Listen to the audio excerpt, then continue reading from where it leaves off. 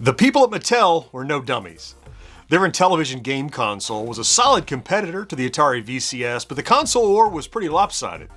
Millions of Atari consoles were in homes before they even hit the market, so porting original Intellivision games to the VCS under the M-Network banner was a sound business model.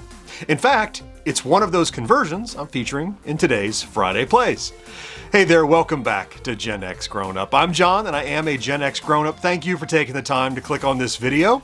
In early 1982, Mattel released Night Stalker, written by Steve Montero, for the Intellivision. And later that same year, Hal Finney wrote an adaptation of the run-and-gun maze shooter for the Atari VCS, titled Dark Cavern. Now, up until I started researching for this video, I'd always just heard that Dark Cavern was a straight port of Night Stalker. But it's not! While the look and mechanics of the game are quite similar, the rules are pretty different between the two. And it's not the sort of things you think you might change where the hardware differences between the consoles necessitated the change, but it seems that Finney took Montero's game and reimagined the rules. Let's go have a look. And here we go, Dark Cavern. You know, the odds are pretty high that you have, if not played, at least seen this game before. In my experience, it's super common. It's a game that I would see at thrift stores and antique malls and things when I go. If I find a stack of cartridges and there's M-Network in there, it's probably this one. I think it's because Night Stalker was so popular on the Intellivision, this probably got a pretty wide distribution. I'm going to, throughout the course of this, I'm not going to focus so much on Night Stalker, but I did talk about how it's not just a straight reproduction. So I want to talk about the differences a little bit. If you've seen Night Stalker before, I'll just pop it up for a second, and you can see it's a little maze. There are monsters running around in the maze, just like you'll see here. But there are lots of differences in the rules of the game that didn't need to be reimagined. Now, the first thing that maybe did need to be reimagined was Night Stalker took place in a hedge maze, think of like The Shining, right? Where Jack is running around the hedge maze with the axe. But this one, because it's less fidelity and maybe it doesn't look so much like a maze or for whatever reason, it's Dark Cavern. It takes place in an underground cavern. But the same things hold true. And actually, I think the monsters make more sense here. I guess not the robots, but the monsters make more sense in a cavern. You have a spider and a blob, and then you have these robots coming after you. Let's get the Night Stalker stuff out of the way. So first, Night Stalker can play the game at different speeds when you start it. You move with the disc and you fire with the numpad. There are bats in that game that aren't in this game. The robots evolve based on your score as opposed to different way you'll see here. Later, there's a robot that can destroy walls, even an invisible robot. Like when you get to 80,000, there's one that only his bullets are seen. And you gain extra men in that game by reaching every 10,000 points. That's not how it works here. This is Dark Cavern by M-Network for the Atari 2600 or VCS. And so a quick tour of the screen. So what you have at the top of the screen, you have a score. In the upper right, you can see it's flashing right now between 5 and 20. 20 is the number of bullets your little man has currently, and 5 is the number of lives that you have in reserve. I guess you have 6, so your main guy plus 5 more, or maybe it's 5. Anyway, and then in the center of the screen is this little bunker that you're in. It's your safe place. So think of like if Pac-Man had a Pac-Man pin, just like has a ghost pin, that only Pac-Man can go into. So it's your safe space, but you can't go back into it later. It's just, you can just determine when you want to start each level. So I'm going to go ahead and start moving. So as soon as you step out of the game, let's talk about the difficulty and stuff in a minute. As soon as you step out of the bunker, the game begins. Here come monsters and stuff. So let's see. There's a gun down there. Gun gives you extra bullets if I can get down there to it. There's a robot going to try to shoot at me. I'll shoot the robot. Yeah, got him. So they gave me extra bullets. He has 28. And in fact, once you're in the game, no more, you can't see your lives anymore. You only see the lives when you lose a life. So little pink guys running around. That just shot me. Those are robots. Now see, as you die, it goes back in the pin, and I can decide when I come out. I can also wait here forever if I want. I need to lose a life and want to go get a soda, I can just go do that. Also roaming, you currently will see spiders. There's one right above the pin right now. Spiders don't hurt you. They just paralyze you for a few seconds. So if a spider hits you, you can't move for a moment or two. It's hard to prove that because you don't know what my controller is doing, but hit the spider, I'm frozen. There, then I can start moving again. So I think you saw that. Then in a moment, you'll start to see blobs. One of those will show up in a second. Now, you can shoot the spiders if you want to. It just wastes a bullet, and they're not worth any points. So shooting them, all they do is get them out of the way. Also interesting that bullets go through monsters all the way until they hit a wall. So you can hit multiple enemies in one shot if they happen to be all lined up in a corridor. There's a blob now you can see. He's kind of in the middle of the screen toward the bottom there. There's a blob. The blob's job is to take your bullets. So if you touch him, there you go. I just lost about all but one bullet. You see, I ran him down. The longer you touch one of the blobs, the more bullets you lose. So that's super bad news because I just lost a whole bunch. On the right-hand side where I'm crossing, that's where the monsters enter, but you can't use that as like a Pac-Man shortcut or anything. Only the monsters can use that. Right now, I'm waiting for another gun to drop in the middle in the map, so I'm kind of lingering in the center, waiting for the gun to drop so I can go and get that, because that's going to give me another, I think, 10 or 20 bullets. It'll load up your gun again. There's the gun up there. Hopefully I can go grab that. There we go, 10. So up to 11 bullets now. Now, currently the robots you see are what they call one-headed robots, meaning they're looking in the direction they're traveling and they will never look or shoot behind themselves. So you can actually chase them down and shoot them in the back, like that. I should note that the robots can shoot you while they're dying. So if you have shot a robot, be careful, they can still shoot you. Get that one. Now, I mentioned you can shoot the spider or the blob, but for 0 points.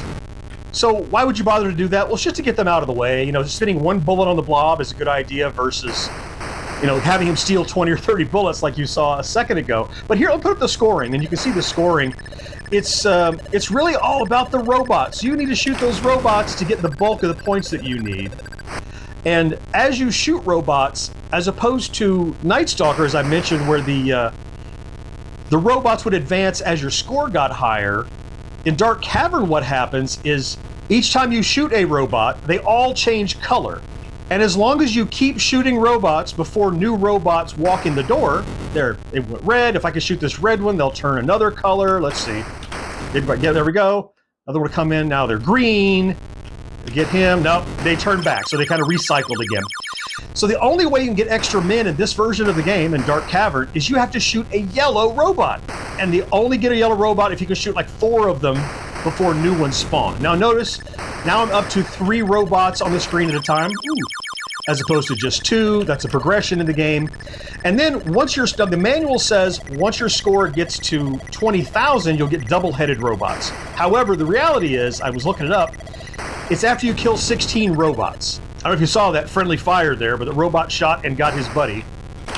Whoa! Get out of there. Shoot this red one if I can. Get out the... Oh, I got shot. So now that you kind of know the rules, let me tell you about the difficulty switch. There are no game select options, just difficulty switch. So if you choose to go to the advanced difficulty, which is the A slider, it just starts the game basically at the 20,000 point or the 16 robot level. So if I throw it into the A difficulty and start, as soon as I walk out of the pen, look at these robots that are looking forward and back. Now they can shoot behind themselves. Oh! So you can't chase them, and there's 4 robots on the screen at once. Now this is really when you have a chance of getting an extra man, because there are enough robots on the screen that you could possibly shoot enough of them in a row. There's a couple together, as you saw. If I get him. It is really rough when it gets to this point, and there's so many robots on the screen. Got him, there's one. It's getting frantic here. Come around the corner so I can shoot you. Got him, there's 2, 3, 4. There, I got a yellow one, that's extra life. See, it flashed to 4, but I got killed right away. It's so tough normally to get an extra man. You have to get robots in such rapid succession. But if you can do it, you can really rack up a high score and keep your life going because you have so many extra men. And they even tell you in the manual, a really good strategy is to shoot around a corner, right? Shoot and then run like that. Get out of the way. Now, I didn't quite do that properly, but hopefully... Oh, there's another one coming. Get him! There's a blob came in. You see these guys spawning. Get him. Oh, you got him again. There's a gun down there. So you see how frantic it can get. Now, I don't typically play on the hardest difficulty because it's hard like this. My game is over. Look how fast I lost those men. I typically play on the normal difficulty where it starts, you get to ramp up to the game a little bit. That's Dark Cavern. And in so many ways, as I've described, the rules of how you get lives, how the scoring works, what enemies there are, they just took the idea of running in this maze and he changed up all the rules. So it's almost like a sequel or a predecessor, however you want to look at it. It's the rules of the game are so much different. It's just also run and gun with these robots and blobs and spiders. So that is an overview of it. Now I'm going to do a points run, of course, and I will endeavor to do the points run. I'm going to do standard difficulty because I want you to see enough of the game that's interesting enough that you can see it. Typically, when I play this, now that I understand the rules, I can get around 25,000 points. That's okay. This is a pure arcade game. It's about the high score run. So it's perfect for a Friday plays. Before I jump into a score run, I want to take one quick second to mention our store over at GenXGrownUp.com/merch. So many cool original designs. We're making new ones all the time. You can find originals by us or tons of other artists when you go to that link. And every item you spend will get you something, a merch that you want, a cool t-shirt or mug or pin or sticker, and also goes to support Gen X Grown Up and the content we create here. So I appreciate you keeping us in mind. I see every time somebody makes a purchase, it alerts us, and we're so grateful that you do. Okay, I'm going to make sure we're in the B difficulty. I'm going to hit start. Wish me luck. Out we go. There's a gun right away, so I can bump myself up to 30 bullets. That's a good start. There we go. Now, only 2 robots in the maze at this point, so not too terribly difficult. These long straightaways are the best places to kind of snipe these robots. So as he comes around a corner, hopefully I can get him. Yeah, those tight corners are really dangerous like that, but he's coming up here. Good. I can shoot and duck out of the way. Works really well. There's some more bullets, and I have a robot over there. Let's grab these bullets. That'll put me up to 38. Great. And as long as you're on the what they call one-headed robots, you can just chase them down because they don't shoot behind them. Now, I'm not counting, but if you're counting, after 16 robots, that's when the two-headed robots... It's weird the manual says 20,000, but it is at about 20,000 when it happens typically. So I never knew. I thought the manual was right, and I just wasn't paying close attention before. But ooh, there's a blob. More bullets. That's good news. Chase this guy down. Got him. Might get a second one. There we go. Oh, he got some of my bullets, didn't he? Maybe just one. Oh no, that could have been tough. Whoa. Oh, you're in the corner. Oh, I got caught. It should pop up 4 lives. Yeah, real quick, pop in the corner as long as I sit in this bunker. Let's head around the corner. I'm up to 8,000. And really shooting multiple robots in rapid succession is the best way to start amassing a score. Because they go up pretty quickly, incrementally in value. So the pink ones, that's a great place to start. Ooh. That's when they start changing color. There's the green ones and the red ones, Got him. See how he shot me after he was dying? Gotta watch out for that. All right, we're up to 3 robots now. He'll make a turn. Got him. Night Stalker had like a bump, bump, like almost like a thumping music in the background. This just has that kind of grindy engine sound, so it just gets a little higher in pitch, as you have probably noticed by now. Move, spider! I had to shoot him. Oh!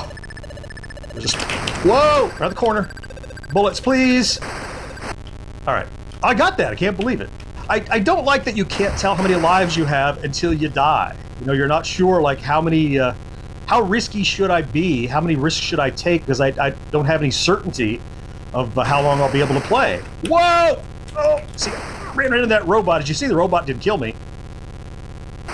Only his bullets kill you. And I feel like they kind of follow a predictable pattern. I've not figured out the predictable pattern, but there must be a rule I could figure out, like when they turn and when they will work toward you versus away from you. We're gonna line that guy up. Whoa! Oh! I missed him and then tried to go back. Oh, the bullet still got him. The second bullet got him after the fact. That's amusing. I am now around the point where I start dying a lot. Get him. Got it. Oh! About came back into his bullet. You see that? Circle around to get this gun while I can. All right, now any moment now. Ooh! Got shot. Any moment. Oh, there. That was the first double-headed robot. See him? He's turning back and forth. Now they can start shooting behind them. 76 bullets, and yet double-headed robots means it won't be long before I'm dead. You really have to get more creative. Whoa! Ooh. When the double-headed robots come out. There's my 25 grand. It might as well be my epitaph. It just seems like 25 grand is the point at which I am no longer able to control this game. I find I'm doing a lot more duck and cover than I am shooting. Here he comes. Gonna go down or up? He's gonna go up. Come down here. Gotcha. Great. So they're red. Can I get one more while they're... Oh! I got hit. And that was it. What'd I tell you? 30 grand. And I had 63 bullets in reserve. I don't even think I fell victim to any but the first double-headed robot. But once you start getting 2 or 3 or 4 of those double-headed robots on the screen at once, it can be pretty tough. And so what I like about this game and what I've found that I appreciate now is how the difficulty ramps up really has a really nice progression. And if you find that you don't like to play through that progression, you can just start the game, as I said, on the advanced difficulty and start pretty much right here in the game. At the speed it was here with the double heads, you can do that too. So the port that was brought over from the Intellivision to the VCS, in my opinion, is as good or better a game. Better is probably a stretch. It's just as good a game. A little less variety. I would say the music and sound is not quite as good, but the gameplay, it's just a whole different game, and it's something that I appreciate way more now that I've spent the time to figure it out enough to share it with you. After producing this video, I have a new admiration for Dark Cavern. Admittedly, a lot of that comes from actually reading the manual some 40 years after I initially played it. I don't typically repeat games that are ports across different systems here, but I kind of think that this one is different enough from the original that I probably need to put Night Stalker on my list for a future Friday Plays. Do you have a favorite vintage game you'd like to see get this treatment? Well, if so, let me know down in the comments. Meanwhile, links to a couple of previous episodes here and here that you can watch right now. I certainly hope you found something to enjoy in this video. Can't wait to talk to you again next time. Bye-bye.